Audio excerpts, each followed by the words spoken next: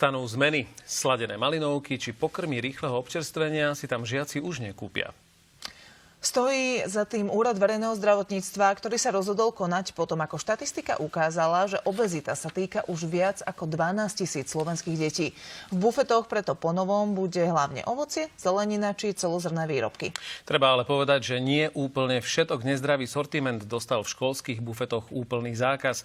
Čo sa týka rôznych sladkostí či zemiakových hlupienkov, tak tie ešte môžu byť do maximálne 50% celkového sortimentu. No a my sme využili to, že dnes je našim hosťom v ranných novinách Jany Landl, ktorý je teda nielen tréner, ale aj výživový poradca. A urobil nám tu takéto občerstvenie, ale dal by nám po prstoch, keby si z toho niečo dáme, pretože úplne nie je všetko asi okrem tej mrkvy je zdravé. Prejdime ale rovno na to, že tie zmeny by mali nastať v podstate takmer okamžite kvôli tomu, že tá situácia s našimi deťmi je alarmujúca. Ale myslíš, že práve takéto opatrenie v bufetoch by mohlo pomôcť? No, myslím si, že určite, pretože množstvo rodičov sa snaží deti nabadať na zdravý životný štýl.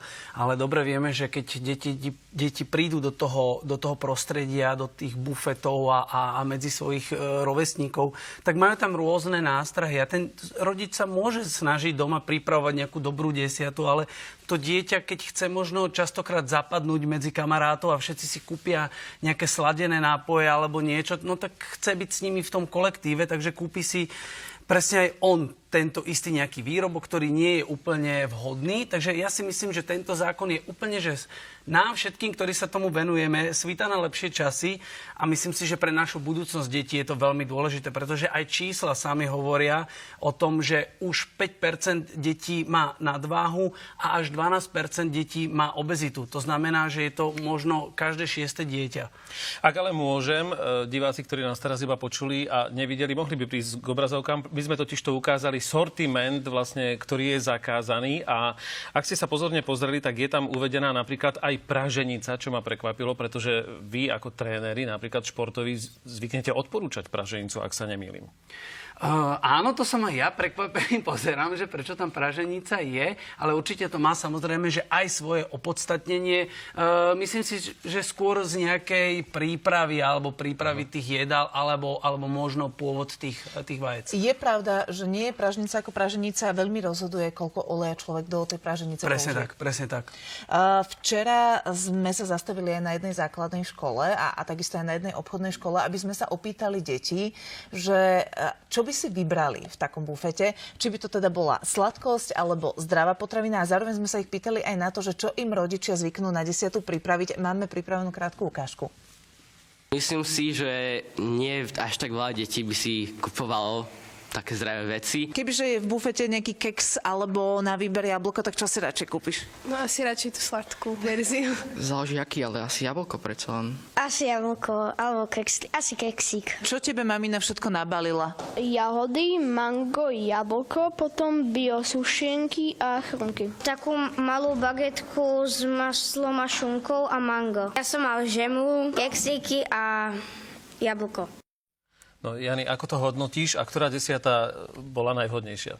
No, určite ovoci, zelenina, samozrejme, že je vhodná aj nejaké celozrné pečivo. A ja sa tým deťom ani akože nečudujem, pretože samozrejme, že ten cukor je návykový. Dobre vieme, že ten cukor je teda návykový a deti siahajú po tom cukri, čiže po tých sladkých nápojoch, sladkých či už koláčikoch alebo nejakých keksíkoch, tak samozrejme, že si vyberú toto.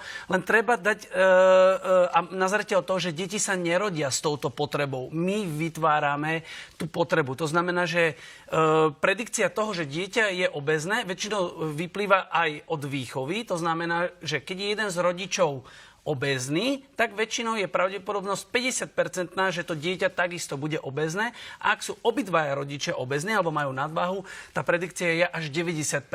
Takže naozaj ide to od tej rodiny, ale dobre je, že vlastne aj v týchto bufetoch sa bude na to prihliadať. Asi by sme si mohli vysvetliť toto naše dnešné občerstvenie, ktoré si nám tu nachystal, aby si možno ukázal nielen dospelým, ale aj deťom, čo vlastne príjmajú, ak si dajú napríklad... Toto je litera polka? Toto je litera polka. Litera polka tohto sladeného hnedého nápoja, alebo toto je, myslím, že literka? To je liter. Liter To už je len džusu. liter. Tak nám to vysvetli. No, takže, ako si povedala, tento sladený nápoj, ktorý každý poznáme, a dokonca myslím si, že aj viacej cukru obsahuje. Dali sme takú typovačku hneď na ráno pre divákov, že koľko je tam teda kociek cukru. Je tam, nemusíte to rátať, je tam 50 kociek cukru, to znamená, že táto litera polka sladeného nápoja obsahuje, keď ju teda vypijete, čo nie je až taký veľký problém vypiť počas dňa, pretože ľudia si mýlia pitný režim a myslia si, že toto je pitný režim, ale pitný režim sa nám skladá z čistej vody, najmä teda z čistej vody. Ono by sa takýto sladený nápoj ako pitný režim nemal rátať, ale väčšinou teda ľudia to pijú. To znamená, že príjmete asi 50 kociek cukru, potom tu máme samozrejme, že džús, ktorý je, podotýkam, toto je 100% džús, označuje sa ako 100% džús a obsahuje až teda 25 kociek cukru. Džúsy, ktoré obsahujú napríklad len, že 50% sa označuje nie za 100%, tak majú vyšší podiel, ale tak dali sme si tento jasný príklad. No a potom posledná ukážka tu je teda čipsy, ktoré sú veľmi obľúbené a kaloricky vlastne prislúchajú až 1,5 kg, teda balík čipsov, ktorý má asi 150 gramov, prislúha 2 kg mrkvy. Takže 2 kg kalorický príjem, aby ste si to predstavili, že keď zjete 2 kg mrkvy, čo asi nezieme, všetci spoločne, keby sme tu chrumkali, tak ich nezieme, tak, ale určite jeden z nás by zjedol balík čipsov bez problémov a ten kalorický príjem je úplne rovnaký. S tým, že ale asi by sme pri takomto množstve neprijali toľko tuku, ako pri tom balíku. Ďalšie veci sú samozrejme tuky. Teraz sa bavíme čisto o kalorickom príjme a výdaji. To znamená, že aj to je veľmi, veľmi hlavný ten faktor, čo spôsobuje nadváhu a obezitu u detí, že ten energetický príjem a výdaj nie je vyrovnaný. Ja ak môžem iba jednu krátku odpoveď na rýchlu otázku. Niektorí si kupujú sladené nápoje s tým, že to má 0 cukru. Hlúposť, alebo je to pravda? Určite nie. Samozrejme, že sú tam že iné náhrady cukrov. Treba si naozaj pozrieť viacej zloženia a treba čítať naozaj tie etikety. Dneska už na internete máme množstvo návodov, ako čítať etikety. To znamená, že keď tam máme len že 0 cukru napísaného, že akého cukru. Čiže ty aj tak odporúčaš dať si čistú vodu? Alebo bylinkový čaj? Odporúčam aj čerstvé šťavy. Hej? Ja si nemyslím, že je vhodné teraz deťom povedať, že nič nebudete jesť, všetko vám zakážeme a tu budete jesť len mrkvu a jablko. Malo by sa to naozaj ísť tým spôsobom 80:20.